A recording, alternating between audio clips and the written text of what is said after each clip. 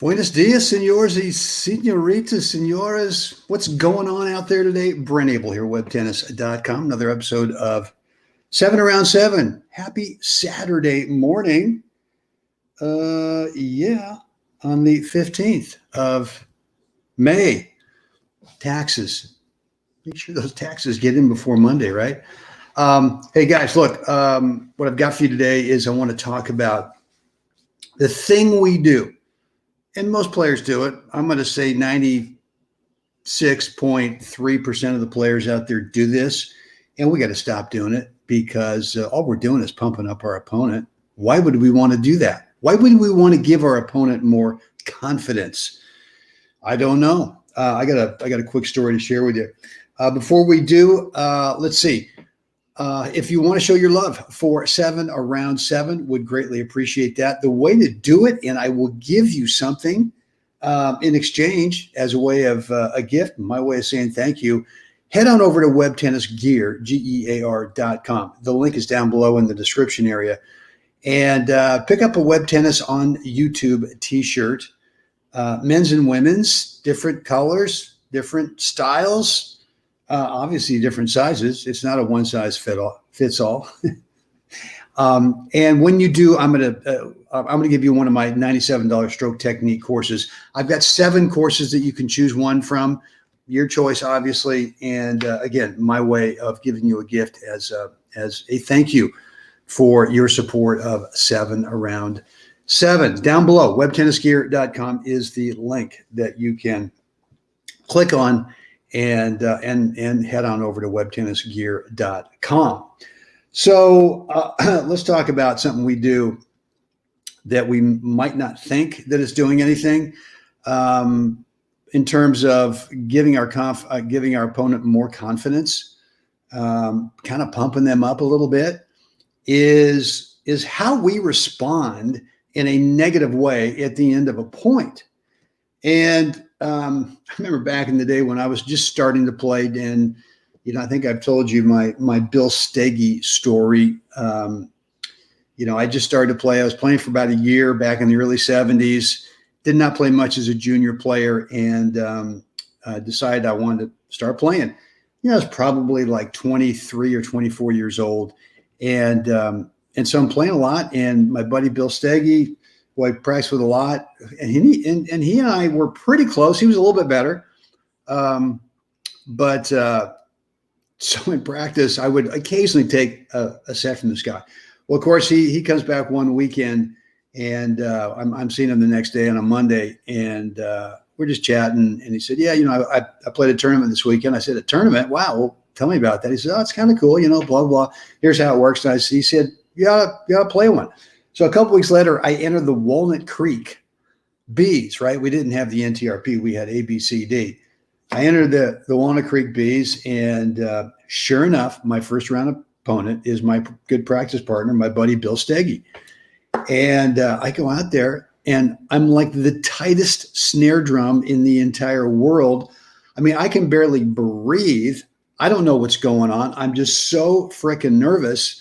And at one point, I don't know, 4th or 5th game of the match, we're changing sides, and he looks at me and he just says, "Brent, what's going on?" I said, "I don't know, man." I'm just like, a deer in headlights. So I end up losing to a guy who I was regularly taking a set off in practice. I end up losing love, 6-0, 6-0, totally mortified. And I come back, I get in the car, and I kind of look in the mirror, review mirror, and go, "Dude, what are you going to do? This is crazy." And so my solution was to go ahead and just start entering every tournament I could get into. Well, I did that, but I still had a lot of frustration. And I remember this one, maybe 6 months later, I'm playing a tournament in Golden Gate Park in San Francisco, and I'm playing against this guy who I don't think I should lose a point to, right? I mean, first of all, I make the mistake when I'm introduced to him by the tournament desk guy, and I look at this guy, and he's got like, I don't know, just doesn't look right? Like he just walked out of the gym or something like this. Look, don't hold me to this, trying to size the guy up by the way he looks. But that's what I did back then. And that was back in the 70s. And he comes out and we're warming up and I'm going, this guy can barely hit a tennis ball. And I'm going, well, this ought to be in the bag within, 40 minutes, right? Well, I get out there and the guy just, it doesn't have any stroke technique, but doesn't miss a ball and gets everything back. I mean, the ultimate pusher. I'd never really played a pusher before. I'm going crazy.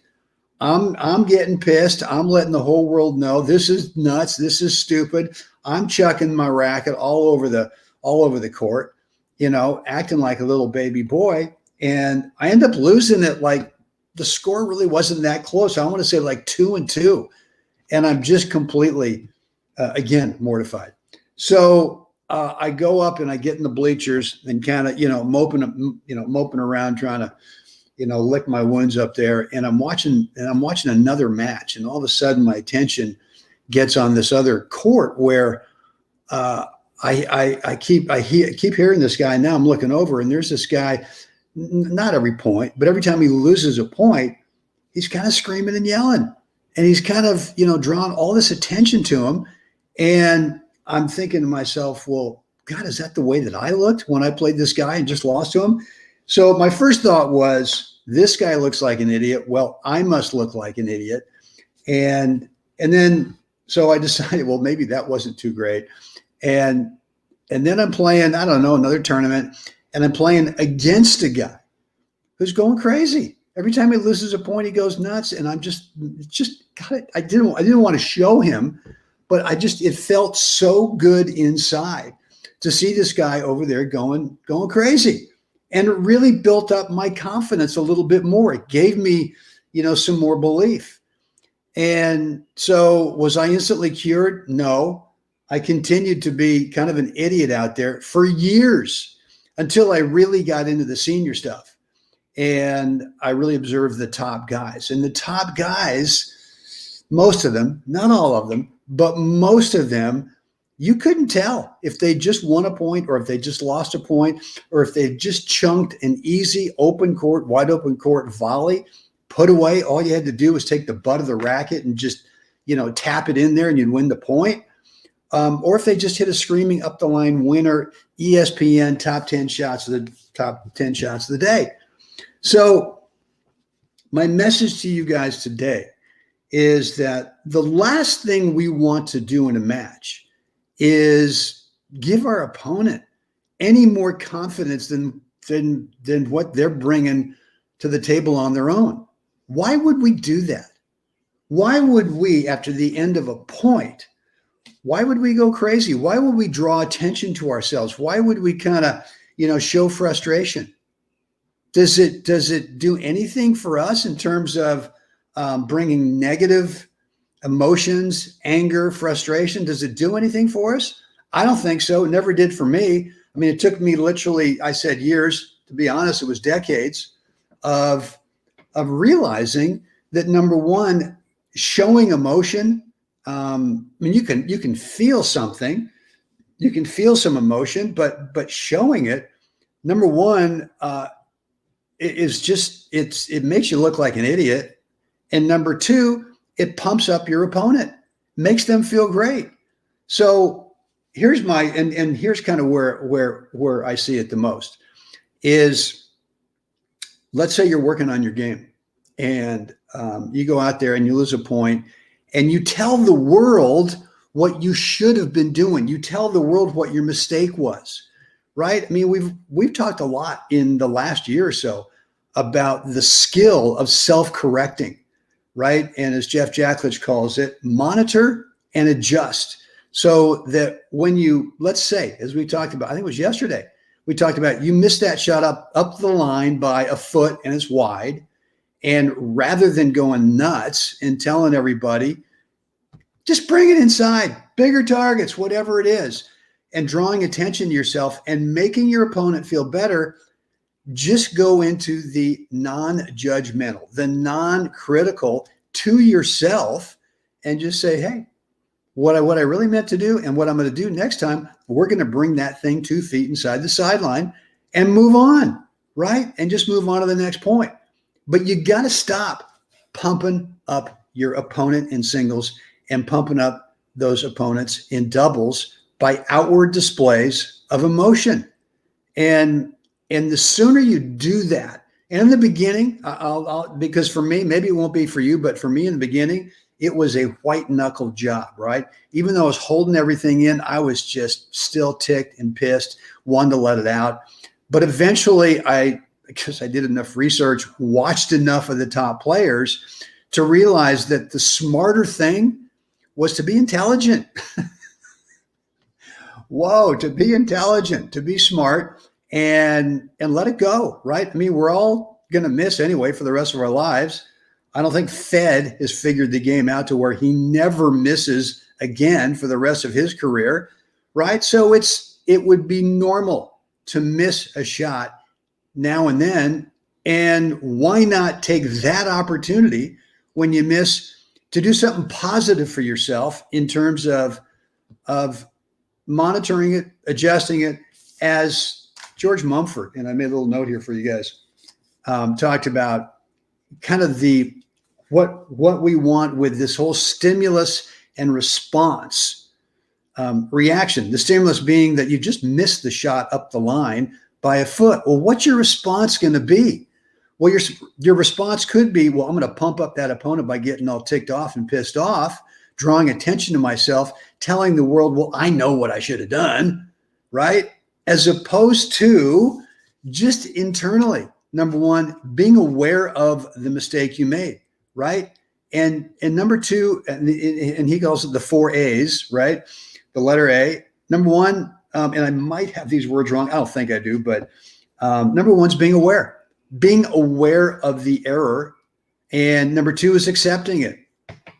And he says that's really the toughest part, accepting the reality that you made an error. When you get all ticked off and you go off and you pump up your opponent by going off, you're not accepting the reality that, look, you got to do something different, and that's okay, right? The third A is action. What do you want to do instead, right? And so whether it's right after a point and you tell yourself, well, what I meant to do instead and what I'm going to do next time, what I'm going to do next time is I'm taking this ball 2 feet, 3 feet inside that single sideline. And then the fourth A is when that next opportunity arises is analysis. Where are you? Maybe this time you took it 6 inches wide, maybe 2 inches wide, but it was still wide. Okay. Maybe I got to be thinking about, I got to bring that thing 4 feet inside the sideline. But there you have it. So look, the message today, just stop pumping them up. Stop giving them more confidence when you're playing a match by you just going off. And look, I'm there is this school out there, a school of thought that when you play a great shot, you got to give it the big come on. And I don't know, for me, when I'm playing someone who gives me the big come on, my reaction is kind of like, really? Really? You think you're on the pro tour? Really? Come on. And that's, I mean, it doesn't really upset me. In fact, it kind of makes me focused. It gets me a little bit more focused, and it kind of pumps me up a little bit, right? So I don't know. I would tell you at the end of a point, just be stoic, right? And if you have to white knuckle that feeling for a while, so be it. You would be normal if you had to white knuckle it for, I don't know, the next 30 matches. That's okay. Let's get through that time so that you can learn how to just, man, the point's over. It's gone. Let it go. Go through your 4-part between points routine. And yeah. So guys, would love to know what's on your mind with today's topic down below in the comments area. Type it in there. Let me know whether it's a comment or a question. I promise to read it. I promise to respond to it. If you want to shoot me a direct message over at Facebook, more than welcome to do that.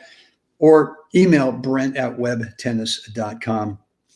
That is fine too. And a reminder, if you want to support 7 Around 7, webtennis.com. One of the ways to do that is go over to webtennisgear.com, pick up a t-shirt or two or more, And when you do, you're going to be able to choose a stroke technique course of your choice. There's 7 of them, $97 courses, yours at no cost. My way of saying thank you for your support. Right down below in the description area is the link that will take you to webtennisgear.com. Guys, that's it for me today. Looking forward to some mixed doubles this morning on the grass court 10 here at the Mission Hills Country Club. I know we're spoiled, about a 30-second walk from our house here on Wimbledon Drive, but got to do it.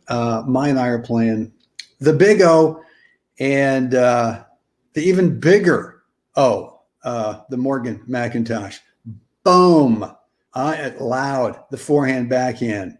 Super loud, big. It's going to be fun. We always have a great time with those guys in the court. So anyway, that's it for me today. Guys, it is time right now. You got to get out there, not pump someone up because you're getting ticked off. Pump them up because you want them to have a spectacular day. That's right. Get out there, help another human have a great day. Guys, I will see you again next time.